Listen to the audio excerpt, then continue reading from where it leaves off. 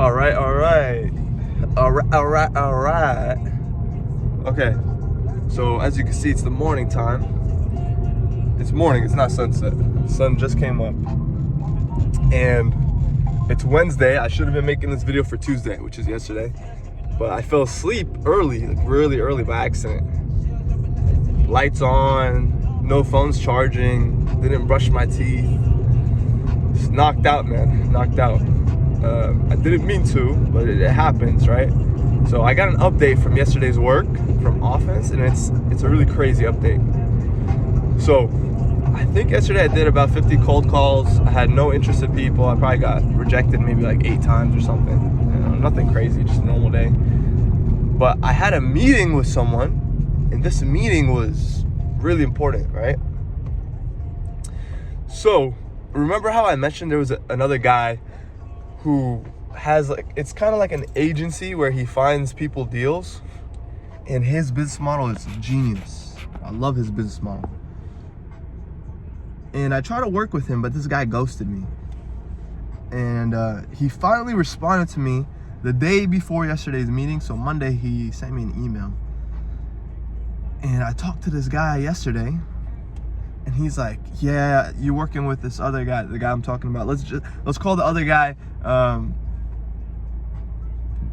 let's just call him John, okay? Random name.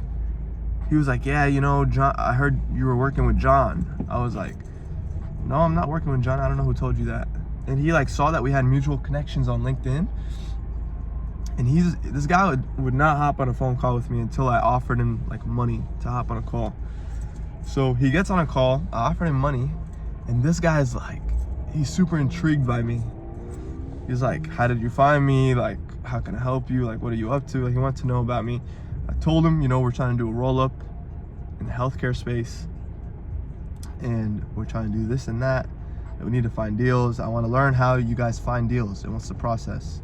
Because these guys find deals like it's candy. Apparently it's supposed to be easy or something. To me, all the work I've been doing just shows it's not the easiest thing in the world.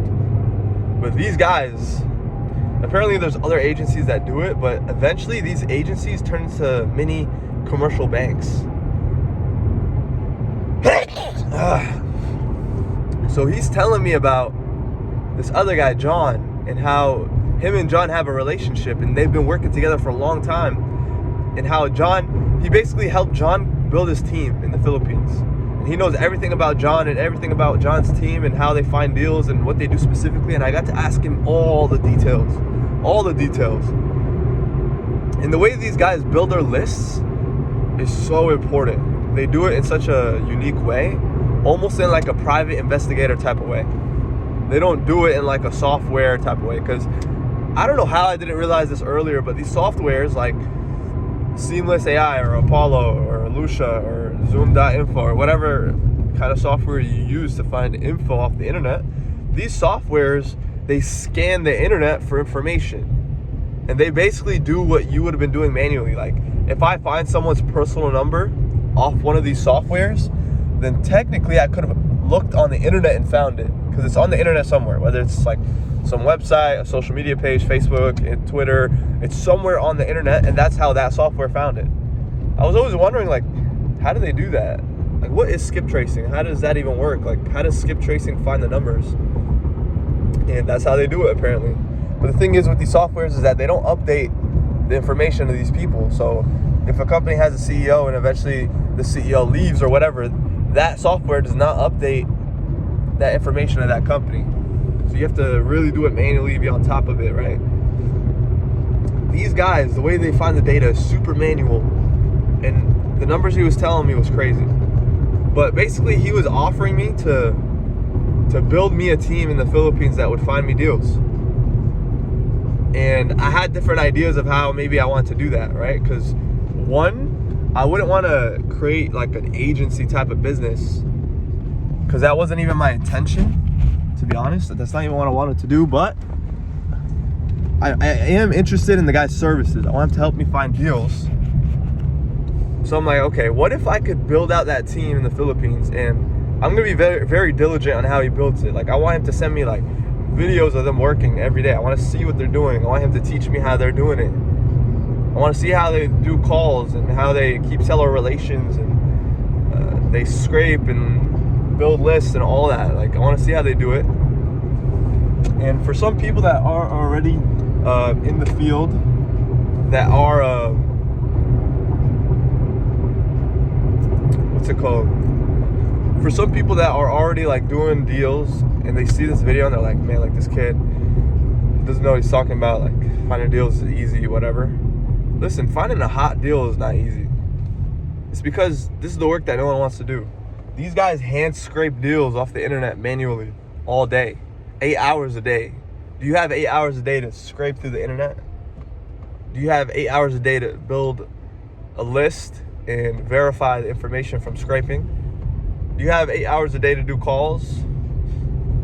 Do you have hours a day to follow up with your calls?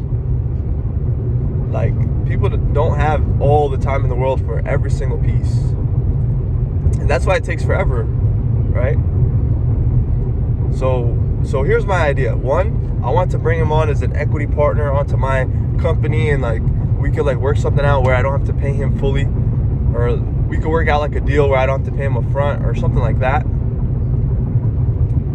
And like, I was negotiating this stuff with him and he was like, man, listen, like, I don't think I'd be interested in an equity deal, because this guy's from the Philippines.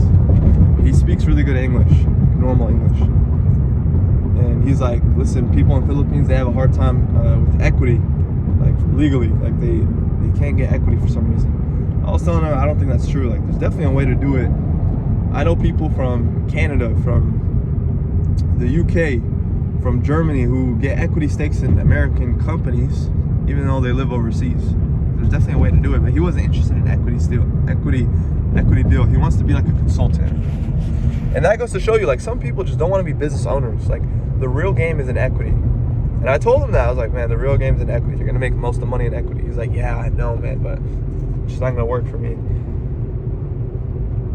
So, two things. I think I want him to build me a list, and maybe start it off that way and have me just do all the work from list building. Or two,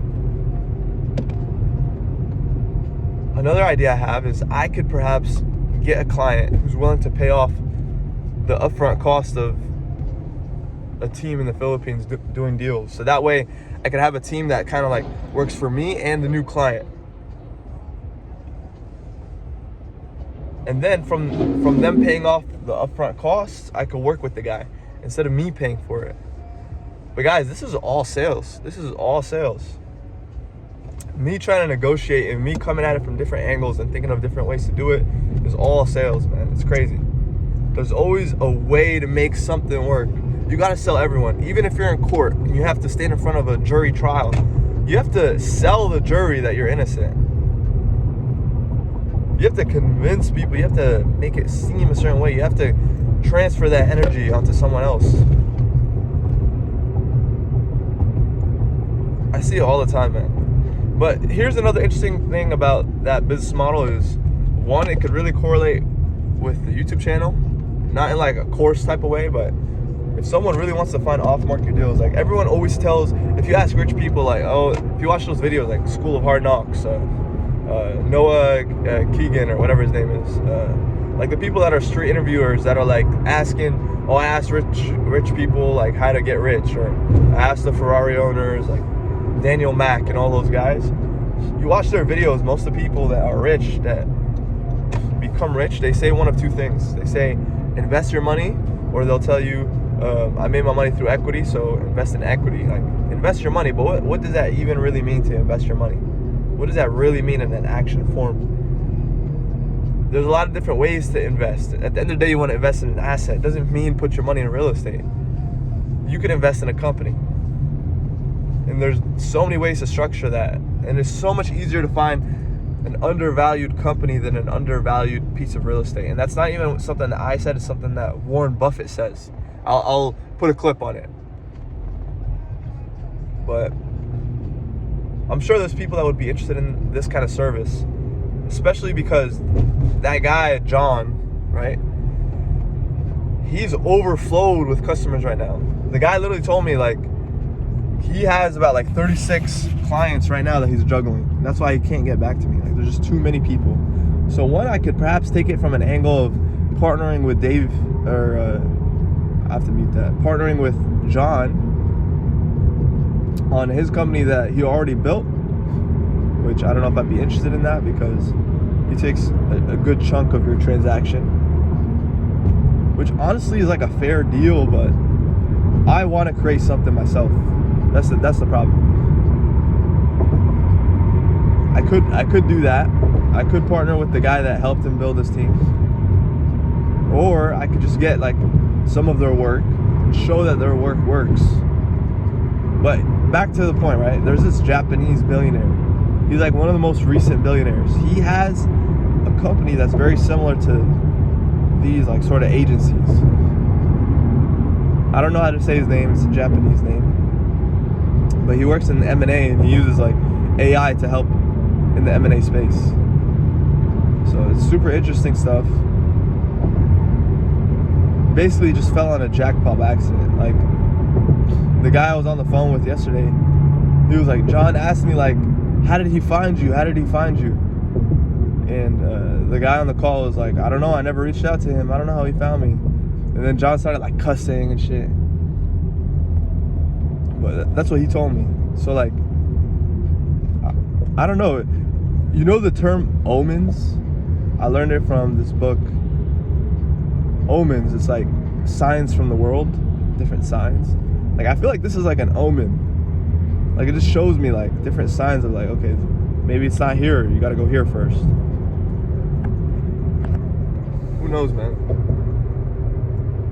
All I know is that if I just keep working hard and I just like cannot think about anything else but this, then like something might happen.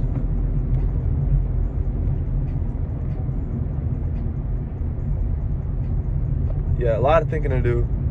I think I'm gonna take the approach of, hey, I'm gonna get a client. I'm gonna get someone to pay like $2,000-3,000 up front so I can pay off that sort of team. They could work on my stuff and his stuff. And here's something interesting that the guy on the call yesterday mentioned, and he mentioned it so subtly. He was like, you know, if you work with my team and you're patient, you're able to work with us, then I'll give you a better deal, blah, blah, blah. He was like, I really want to see, because he helps people in the Philippines get jobs from America, basically. That's what he does. He did it on a big scale once upon a time with Verizon until COVID happened. He had like call centers of like, I think 10,000 people, stuff like that. So he was like, a lot of people in the Philippines, you know, like, it's not like they need jobs. Like, it's not normal for them to eat 3 times a day. And he said it so subtly, and he kind of like brushed it under the rug when he said it. Like, he almost like didn't want me to hear it.